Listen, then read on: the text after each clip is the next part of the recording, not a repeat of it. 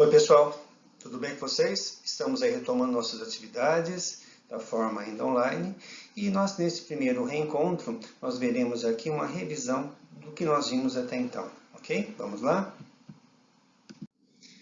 Então veremos aqui um breve resumo do que nós vimos de introdução da economia, dos recursos produtivos, necessidades humanas, microeconomia, macroeconomia, evolução do pensamento econômico, a lei da demanda e a lei da oferta, equilíbrio de mercado, a moeda, equilíbrio da atividade econômica, os compartimentos da economia, a estrutura de mercado e a organização econômica e ainda o fluxo real e fluxo monetário.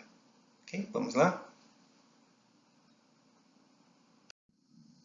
Vamos começar então pela introdução da economia, né? O que é a economia? Então nós vimos que a economia é uma ciência social que ela visa adequar, colocar os recursos produtivos que são escassos para atender às muitas necessidades da sociedade. E o que são esses recursos, né? Esses recursos produtivos são matéria-prima, mão de obra, tecnologia e capital. Nós sabemos que eles estão em pequena quantidade. Portanto, eles são escassos, enquanto nós, seres humanos, já temos as nossas necessidades ilimitadas, são várias necessidades. E aí surgem aquelas perguntinhas que eu falei para vocês, o que produzir, como produzir, quanto produzir e para quem produzir. Então, a economia precisa responder essas 4 perguntinhas embasadas nas demais ciências, né? Nas outras ciências, como matemática, marketing, direito, sociologia, psicologia, para que ela possa ter resultado suficiente para que ela possa atender às nossas necessidades enquanto seres humanos, enquanto sociedade. Vimos também que existe a microeconomia e a macroeconomia. Existe uma distinção entre elas. A microeconomia ela estuda as relações entre produtores e consumidores, o que afeta essas relações, né? Quais são as coisas que podem fazer com que nós, consumidores, compremos mais ou compremos menos, que as empresas produzam mais ou que elas possam produzir menos. Então, é aquela relação simples entre produtor e consumidor. Por outro lado, nós vimos que existe a macroeconomia, que a macroeconomia já analisa o contexto geral, os efeitos globais que poderão afetar essas relações entre produtores e consumidores, quais sejam inflação, desemprego, taxa de juros, política econômica, desastres naturais. Por exemplo, hoje a pandemia ela traz para a gente um efeito desastroso na economia, né? A economia como um todo, nossa economia interna e no efeito externo também, na economia externa também. Nós vimos também que o pensamento econômico evoluiu ao longo do tempo. Nós vimos o pensamento da antiguidade grega, onde se pensava muito na sociedade, no acúmulo de riqueza, como essa riqueza seria distribuída para a sociedade. Nós vimos o pensamento escolástico, onde a igreja dominava a economia naquele período, ela tinha como prerrogativa ali o pecado ao lucro, à usura. Nós vimos o mercantilismo, em que ali já os fins justificavam os meios, desde que houvesse enriquecimento, né? Então nós entendemos que já havia uma dissonância aqui entre o pensamento escolástico e mercantilista. Nós vimos a fisiocracia, onde as coisas acontecem por si só, o solo dá tudo, o solo dá toda a riqueza.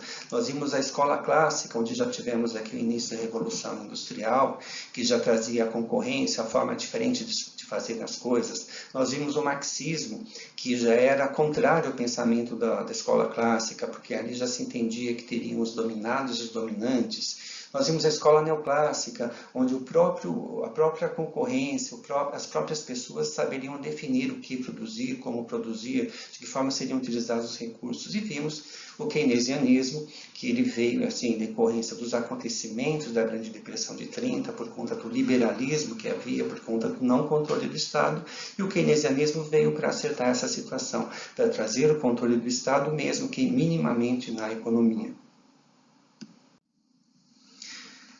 Em relação à lei da demanda e à lei da oferta, nós entendemos que a demanda é aquilo que nós, consumidores, podemos adquirir, né? Em relação ao preço, nós entendemos que quanto mais alto o preço de um determinado produto ou serviço estiver, nós ali iremos comprar menos. Já pelo contrário, se houver uma queda nos preços, nós, consumidores, estaremos propensos a comprar mais.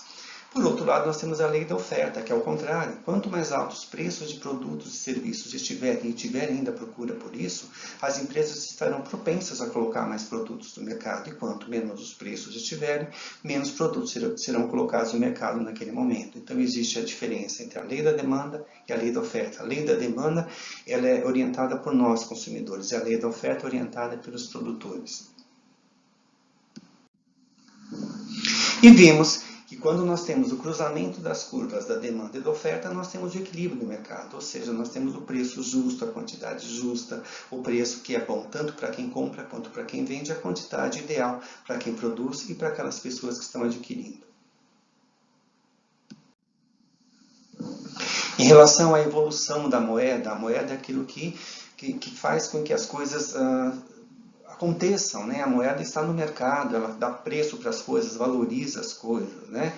Só que nós vimos que houve uma evolução da moeda ao longo do tempo. A moeda, num determinado tempo, na época primitiva, nós tínhamos o escambo, onde eram feitas trocas entre as pessoas. Depois dessas trocas, quando os povos passaram a ser fixos em determinados locais, nós percebemos que já tinha necessidade de instituir uma certa mercadoria que desse valor para as coisas. Então foi instituída a mercadoria moeda. Depois disso, com o crescimento da economia, nós tivemos o surgimento do metalismo, ouro, prata. Então as pessoas já valorizavam as coisas, davam valor para as coisas em decorrência desses metais. Contudo, esses metais eram de difícil armazenamento, difícil carregar, tinha riscos, né? E surgia a moeda papel, onde as pessoas depositavam metal nas casas de custódia e recebiam em troca uma moeda papel, um recibo do quanto eles tinham depositado ali. Sabemos também que houve fraude nesse momento ali, que tinha muito mais papel em circulação do que na verdade tinha metal ali guardado.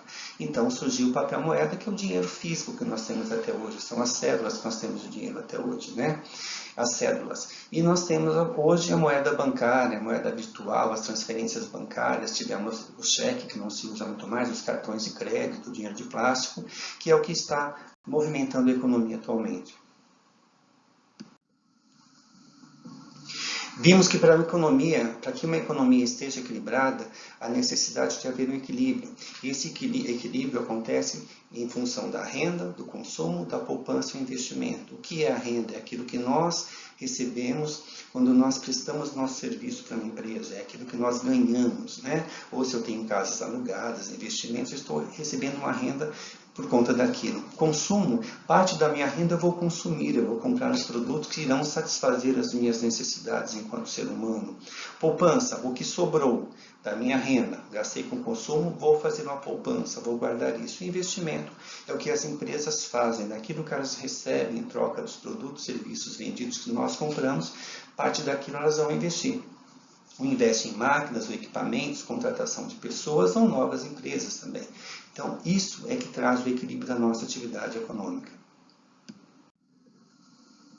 Em relação aos compartimentos da economia, nós vimos que existe a economia descritiva, a teoria econômica e a política econômica. A economia descritiva é quando nós fazemos a descrição dos acontecimentos, o que está acontecendo na economia naquele momento. A teoria econômica é quando, a partir daquela descrição, eu vou criar uma hipótese, uma fórmula para tentar resolver aqueles problemas que foram ali vistos na economia descritiva. E a política econômica é quando efetivamente eu coloco aquele meu plano, aquela minha teoria em prática. Quando eu descrevi o que aconteceu, criei uma teoria, uma hipótese para solucionar um problema e coloco isso em prática. E nós sabemos que a política econômica, ela procura atender a sociedade, ela procura trazer o desenvolvimento econômico, ela procura trazer a eficiência repartitiva, ou seja, que as pessoas tenham renda, que não haja uma divergência, uma discrepância muito grande nas rendas das pessoas mais ricas e dos mais pobres. Também em relação à estrutura de mercado, nós vimos que depende do número de empresas que ofertam produtos e o número de empresas que também compram produtos. Então nós vimos o monopólio. O monopólio é quando nós temos uma empresa que ela oferta um determinado produto ou serviço, que ela tem a condição de somente ela oferecer para aquela população um produto ou um serviço. Nós sabemos que não tem concorrência, que é a dificuldade de entrar novos novos entrantes nessa empresa, né, nessa estrutura de mercado. O oligopólio, quando nós temos algumas empresas que oferecem o mesmo tipo de produto ou serviço, que também existe uma resistência para a entrada de novas empresas, né? Concorrência perfeita é quando são várias empresas que oferecem produtos, serviços diferentes, né, à nossa disposição, e ali nós não estamos nas mãos de poucas empresas. Eu tenho uma condição, enquanto consumidor, de buscar aquela empresa que melhor atender a minha necessidade. Concorrência monopolística é quando nós temos várias empresas também, porém nós sabemos que uma determinada empresa ela detém uma fatia maior de mercado. Monopsônio é uma única empresa que faz aquisição de determinados produtos ou serviços. Somente ela está comprando aquele produto ou serviço. Nos exemplos que eu dei para vocês, eu falei sobre uma usina açucareira em determinado lugar. Somente ela comprava a produção das pessoas que tinham trabalhado na lavoura e vendiam para ela a cana-de-açúcar. E oligopsônio, quando nós temos poucas empresas que somente elas acabam comprando determinado produto ou serviço. Ou seja, tanto no monopsônio quanto no oligopsônio, elas acabam determinando o preço das coisas que elas irão comprar, dos produtos ou serviços que elas irão comprar. Em relação aos sistemas econômicos, nós temos sistemas capitalistas, os sistemas capitalista, socialista e economia mista. Capitalista é quando nós temos a livre iniciativa de mercado, quando a propriedade é nossa, a propriedade é das próprias empresas, né? Elas são donas das máquinas, equipamentos dela, tem a oferta e demanda, a lei de mercado que vai direcionar o que nós compramos, existe o preço onde as empresas e o consumidor acabam determinando o preço de equilíbrio, existe a lei da procura e da oferta. Já quando nós temos um sistema socialista, não, nós temos ali um órgão central que determina preço, que determina o que será produzido ou não, que é o caso de alguns poucos países que nós explicamos na última aula. E nós temos a economia mista, quando no mesmo sistema eu tenho tanto o capitalismo acontecendo quanto o socialismo, que é o caso da China, né? Então a China tem os dois sistemas sendo utilizados ao mesmo tempo. E falamos um pouquinho também do fluxo real, fluxo monetário, quando nós temos as unidades familiares, as famílias e as empresas, né?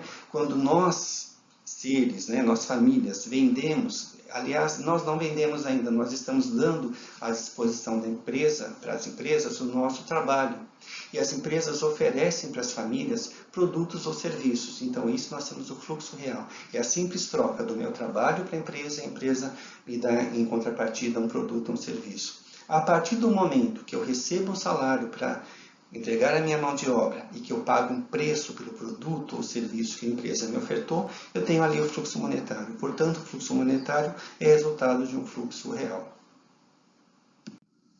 Tudo bem, gente? Então, isso foi um pequeno resumo do que nós vimos até as nossas últimas aulas, para que nós não esqueçamos isso, né? A partir do próximo encontro, traremos assuntos novos, então. Muito obrigado pela atenção e até o nosso próximo encontro. Até mais.